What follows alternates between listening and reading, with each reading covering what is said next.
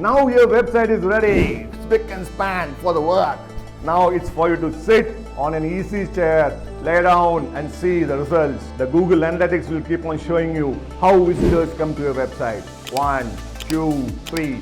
Slowly, over a period of time, organically, the people will start hitting your website. It takes time. Nothing happens overnight. You plant a mango sapling, the next day you don't get a mango. It takes time. It has to grow. It has to be done organically. You cannot inject hormones to grow that. You need that to be growing by the nature. Additionally, what you can do is giving manual. That's what you are giving when you are putting the keywords, when you are giving robo access to the Google. This is the manual for the website to grow. And now you are seeing the results. Happy with the results? If not, sit back, go through my older videos. There is something that you missed, something that your web developers missed, something that your web guys missed. Check it out, catch hold of them. Let's get it done.